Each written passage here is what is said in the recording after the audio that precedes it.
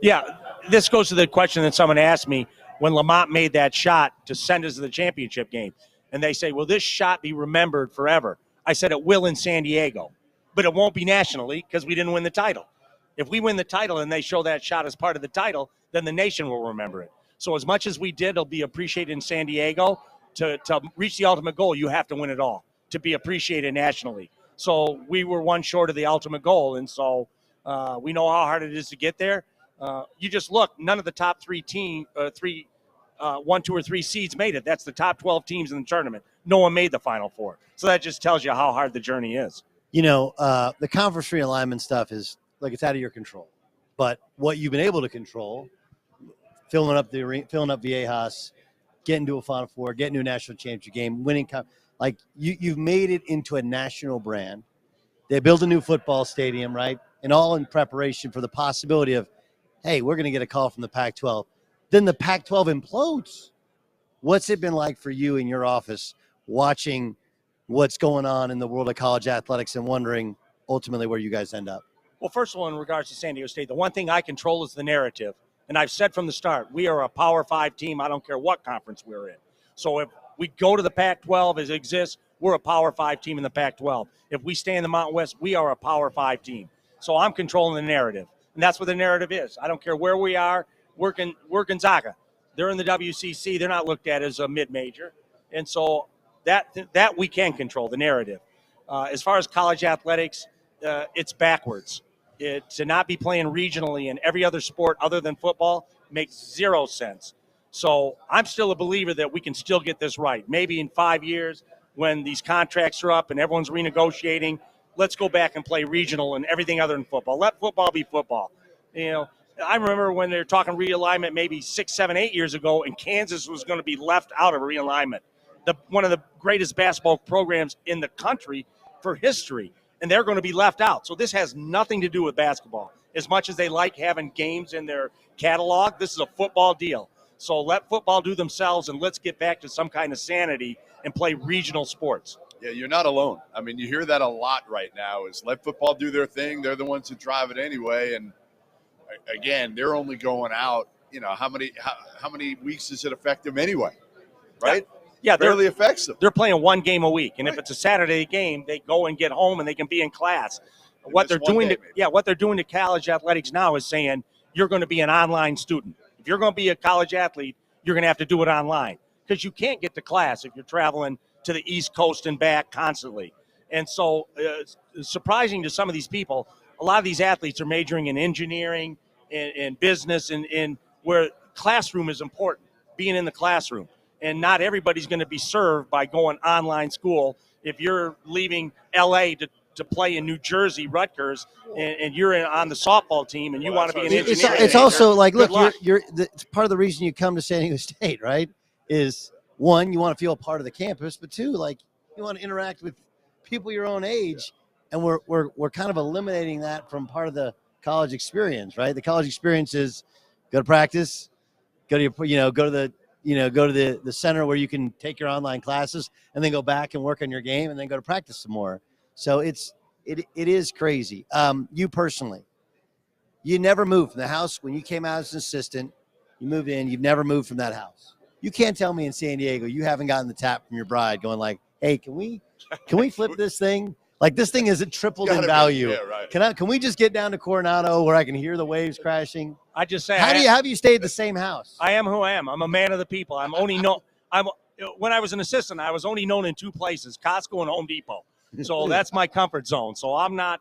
Still make the Costco runs? I make the Costco runs. All right. I love Costco. So I love Costco too. What have you bought? This is not a promo for Costco. I love Costco. What have you bought in bulk that you brought home going, why did I buy a vat of peanut butter that big? No, we don't do that. Well, what is it? What have you? There's got to be something. There's nothing we don't make a bad purchase at Costco. I've never made a bad purchase at Costco. Wow, we're gonna have my your jeans wife. are Costco jeans that I'm wearing right now. That's solid. Hey, is it true that you were the general contractor for your daughter's house last year while you were making that run? Yes, I was the GC. So I hired all the subs. I got it all done together. I got it on time, on budget. Everybody showed up to work every day. So I can multitask. That's the one thing I've proven. All right, let's get to your team now. Let's get to your team a little bit because you say it kind of every year now. You're like, I know we're going to be good. I don't know how good, but I know we're going to be really good. All right, well, you lose some key pieces from last year's team. And I think people understand that, but, Matt Bradley was a really good player. Keith Shaw was a really good Nate. Like, those were really good players that played a huge part in the success last year. How is this team going to be different? This is the hardest part is trying to put it together. I've got great pieces, but it's how to put it together where it works. On paper, you're thinking, well, he should start the returners, which is Parrish, Ledee, Trammell, and Butler. Well, Reese Waters is not transferring to come off the bench, so am I starting 4 guards and a big? Is that my best team? And then if I do that, all of a sudden I go mass sub. Am I not bringing a combination that works well together? So I say last year our strength was our depth because everybody embraced the role. Everybody has depth, but it's not good depth unless they can embrace it. Like you take a guy out of the game and he spends 5 minutes massaging his ego so you can put him back in. That was not last year's team. So my biggest challenge is try to piece it together where it makes sense to have the right guys out there together. And that's my greatest challenge right now. Because I have talent, it's piecing it together now. Is the talent comparable to last year? Better? Like, how do you compare? Well, here's the rub. Offensively better, but we're a defensive program. Right. So that's the rub. I but think we'll score easier. You weren't great early last year, were you? Yeah, they'll guard hard, but it's like you lose a rim protector in Mensah, you lose a glue guy in a rope. Yeah. Matt Bradley, as good as he was offensively, was a great individual defender. Like one-on-one, you were not going to break him down and score on him. And so Seiko, 6 years in the program. So, yeah, I'm losing pieces. I have pieces back, but we're in the journey. I mean, it's early. So you're good, but if you lose 4 close games, the season's not the same. And it's the difference of paper-thin margin. You are also able to get away with playing 2 big guys, right? And where so many other programs have gone to 4 guards. Yeah. And take us through that. What it's like when you watch the entire world changing and playing small ball or 4 out, and you're still doing it with 2 bigs. What's that like going into a year like last year? It's like different. If we're ducking in 2 bigs, that's old school basketball. Drive middle, duck in both bigs, and then more room to kick to the jump shot. And if you miss a shot, 2 guys standing under the rim to rebound instead of running a guy in from the 3-point arc. So we're playing different. It's like even this year defensively, it's like nobody hedges a ball screen anymore. Everyone's in drop or ice and stuff like that. So we're going to hedge a little bit this year because no one does it. And when everybody does the same thing, you prepare for it and you're good against going against it. So it's like press. We press all game and we X on free throws. And so we know when a team gets ready for us, they're going to have to spend 20 minutes of their practice to get ready for the press. They're going to have to spend 10 minutes to get ready for free throw box out. And then how much time is there to do the other stuff? So if you can do a few things different, then that messes up the other team's preparation. You mentioned the X on free throws. Kind of won the semifinal because of the X on free throws. Yeah, we got all sorts of free throws against Florida Atlantic. They couldn't box us out. Where'd that originate? Who was the first assistant to go like, hey, Fish, you know what we should do? We should X on free throws. Where'd that start? I can't even remember, to be honest with you. How do you not remember? You can tell me scouting reports from when you're at Michigan, like in your 3rd year. I can't remember where Xing came from. Usually, you know how it is. You play those big, strong guys, and they just wedge you under the basket, and the rest don't call that. They're basically pushing you, following you on a free throw box out. Well, maybe we didn't have that kind of strength. Maybe we had quickness and athleticism. We said, let's just get across the lane, beat them across the lane, X. And sometimes when you X, like the first guy Xing might run into the other guy that's trying to box out, and you just got movement in there. It's like the illegal pick in football where the receiver will pick another guy off. Sometimes Xing, all you're really doing is screening the other rebounder. So it's something they have to prepare for. Sean Miller, he changed his whole box out scheme against us at Arizona, where the guy that was at the top of the key would get the shooter. He'd come in late and get the shooter because he was so concerned he had both guys pinch on the shooters. And so when they have to make adjustments, you know you're doing something good. Jaden Ledee, we talked about Nathan Mensah a little bit. You're losing him, right? Are you seeing that kind of impact offensively from Jaden, what Nathan provided? I mean, Jaden doesn't have the length Nate has, but Jaden Ledee is a monster. He is a beast. So he is wreaking havoc on our own team every single day in practice. So Jaden's a guy like I don't think he's hit a 3 in his college career. I don't care if he shoots 50 for me. He can shoot the ball. Yeah, he's got a little hitch in it, but it goes in. So, you know me, I'm a free guys up. If they believe in it, I believe in it. And most things with shooting, you know this, most guys are going to complain about, you tell them they can't shoot, that's all they're going to remember. They're going to tell their parents, oh, he never lets me shoot this shot. I'm a believer like, you know your own game. And if you believe in it and you trust in it, I'm going to trust in it. But then there comes an IQ with that. I'm not going to sit out there and watch a guy miss 7. If you miss 2 or 3 or you miss 2, then go downhill. And that's just knowing your game. So I'm going to tell you my favorite moment last year at the Final Four with everything, seeing Mark Fisher was my favorite moment. The best. Like, I mean, it gets me emotional. It does all the time. How's Mark doing? And what was it like to have him for that, for that moment again, where have him a part of it with everything he's gone through and obviously with Steve? Yeah, obviously I've known Mark since he was a high school student when I was working for his dad at Michigan. So Mark's been on the hard journey, year 13 with ALS, at every home game, but travel's an issue, in the wheelchair, and it's tough to travel, and to have him be able to come to the Final Four, to be a part of something that he helped create with his father all those years ago, still on my staff, assistant to the head coach. So it was just a joy for all of us to have Coach and Mark Fisher on the floor. And like I said, there's plenty of credit to go around for everybody. Coach Fisher, I just built on the legacy he set me up for. So to have him there, he shared in as much as anybody. This was his creation. Have Mark there, who's been on staff, and we all just really enjoyed the work we put into getting to that moment. My first year, my senior year at Oklahoma State, we played you guys. It was your first year. I think you guys won 6 games that year. I wasn't even at the game when we played at your place and you destroyed us. Yeah. Because Coach Fisher told me at the time, our future's in someone else's gym. Okay. So you need to recruit.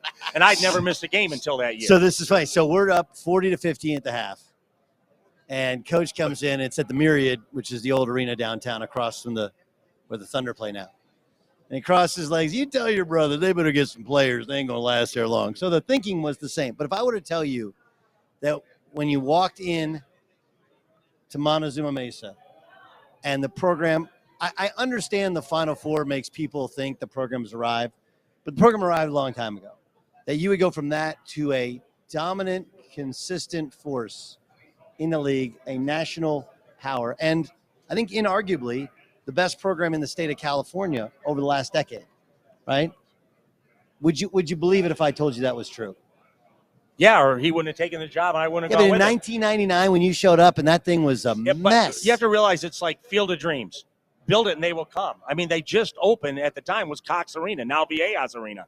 So we had something to recruit to. We weren't playing at the downtown sports arena. We weren't playing at Peterson I Gym. know, but we had a facility. But you didn't grow up. When I growing up in Southern California, when I say San Diego State was a safety school, it was like the safety school's safety school.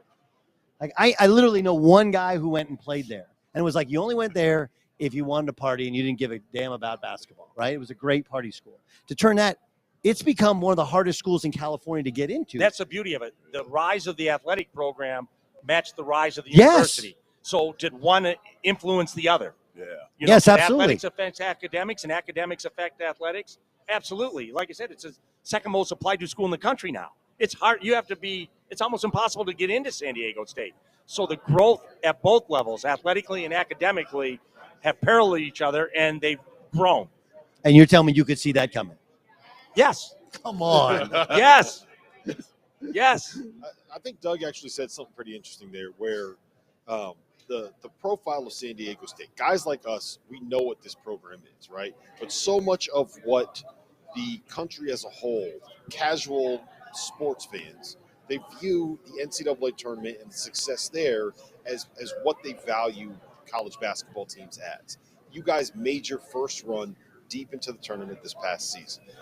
Have you felt, has there been a different level of attention? Has there been a different caliber of, I don't know, media member reaching out to you? Like, does it feel different from a perspective of people that aren't in it in the day-to-day? They say that the biggest difference in my life is, like I said, when I started coaching, all there was the autograph. Cell phones didn't exist. Now all there is the selfie. I take a million selfies, and I embrace every one. Oh, my God. Someone wants to take a selfie with me. I'm so excited. So the selfie now rules the world. The autograph is irrelevant.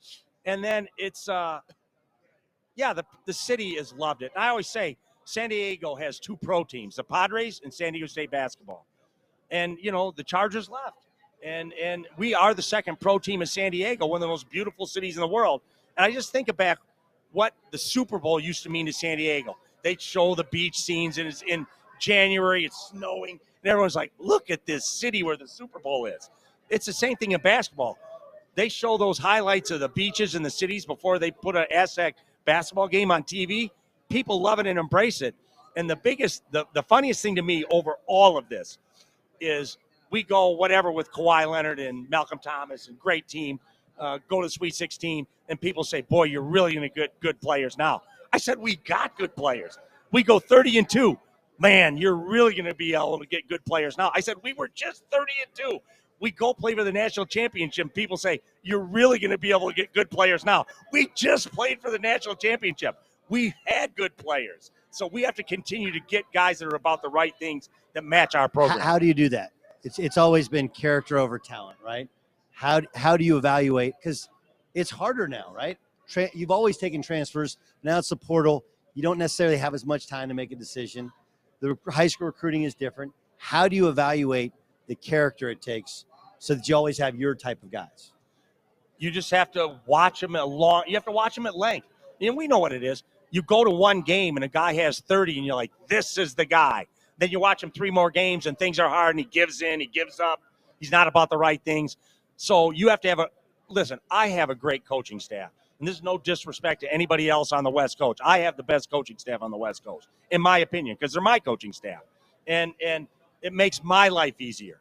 And so it's recruiting. They can evaluate players. Once we get them there, they can get them better. And I tell people when we recruit them, this is not mercenaries. They're not just recruiters and you never see them. The guy that recruited you is back on the road recruiting someone else. Once our season starts, I want my guys on the floor. I don't want them out watching high school games. We evaluate as best we can, but the most important players in the program are the ones we already have there. So we don't waste time recruiting during the season. Give me, Dutch, the coolest thing that has happened to you since this run. What's the cool? There's got to be somebody you met or reached out, or maybe it's a coach, an NBA guy wants to talk to you, pick your, The most interesting thing is, like, I got a letter from Steve Kerr and I got a letter for Brad Stevens. And then you wonder why these guys have had so much success. To take the time to handwrite me a letter and congratulate me on the year. And two then class guys. Yeah, Those then you're two like, of those, okay, yeah. this is what class is, And that's like I learned from Coach Fisher because of what happened at Michigan, and he got fired and didn't make it there. He's the first to reach out to any coach that loses his job. And no one wants to make the hard call. Everyone wants to make the easy call. Sure. And for him to do that was class. For these guys not to really, I know Steve some, but for them to take time out of the day to say, we know what goes into it, congratulations, what you've done is great. That means a lot. And so you're always learning lessons. If you think you're done learning, so I have to learn how to put a letter together when someone does something. They may not even know me to say congratulations. I know how hard it is. Well, Dutch, listen, we appreciate the time. You're out of the hot seat. You want to talk about the coolest thing that's happened to him. It's been on the field of 68, Mountain West Media Day Live with show. Gottlieb. Yep. Congratulations. You survived. The rest of the day, Gottlieb. the rest of the day is going to be easy now, boys.